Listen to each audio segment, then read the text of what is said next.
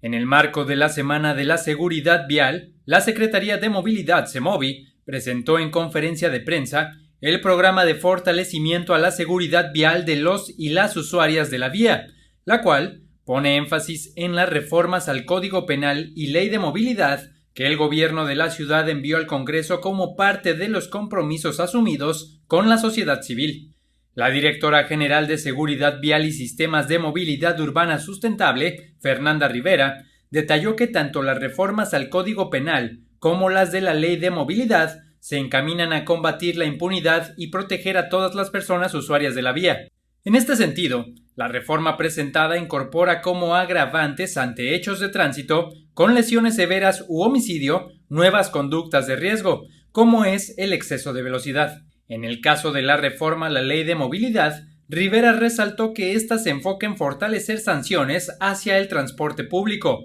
por lo que ahora son motivo de revocación de concesión el estar involucrado en hechos de tránsito graves o no contar con una póliza de seguro validada por la Comisión Nacional de Seguros y Fianzas.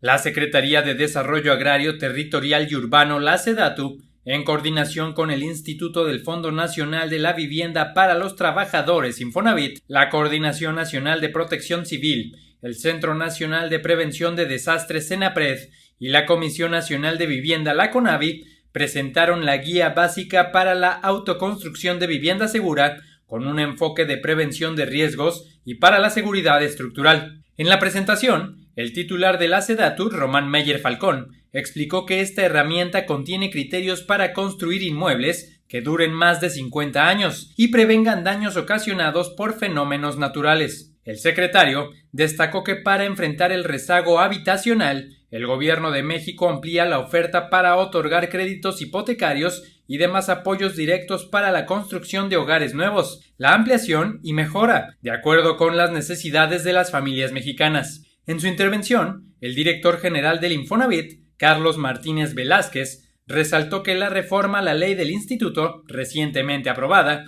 contribuye a atender las necesidades reales de los trabajadores, otorgando créditos no solo para adquirir vivienda, sino también para la compra de terrenos y la autoproducción. Detalló que adicionalmente, desde el año pasado, el Infonavit puso en marcha el programa Construyo, que es una opción de crédito para las familias que desean reparar, remodelar, ampliar o autoproducir su vivienda en terreno propio, ya sea en propiedad privada, ejidal o comunal, con créditos de hasta 528,000 pesos.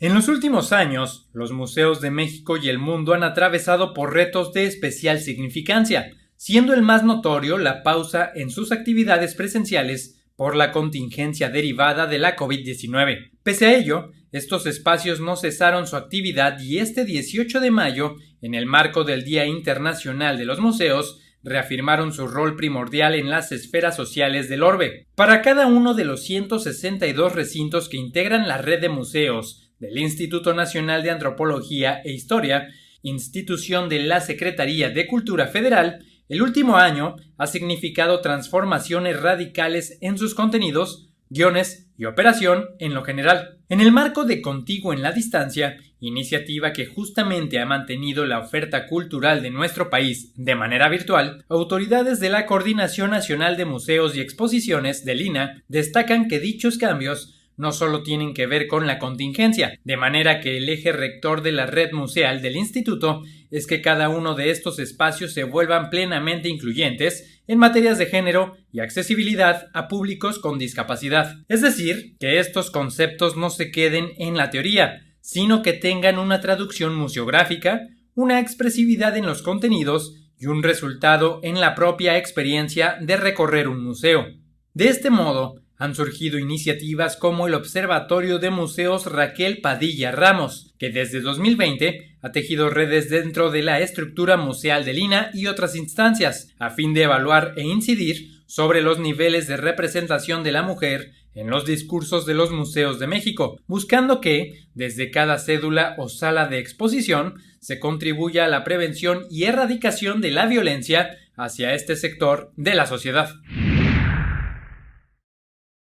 En México, El porcentaje de población con un ingreso laboral inferior al valor de la canasta alimentaria, es decir, en pobreza laboral, aumentó 3.8 puntos porcentuales a nivel nacional, al pasar de 35.6% a 39.4% entre el primer trimestre de 2020 y el primer trimestre de 2021, informó el Consejo Nacional de Evaluación de la Política de Desarrollo Social, el Coneval. El informe del Coneval señala que la pobreza laboral aumentó en 26 de las 32 entidades federativas del país. Las entidades con un mayor aumento fueron la Ciudad de México, con un incremento de 14.9 puntos porcentuales, Quintana Roo con 10.1% y Baja California Sur con 8.3%. En contraste, las entidades que representan una disminución anual en el porcentaje de población que no puede adquirir la canasta alimentaria con su ingreso laboral fueron Zacatecas con una disminución de 3.8,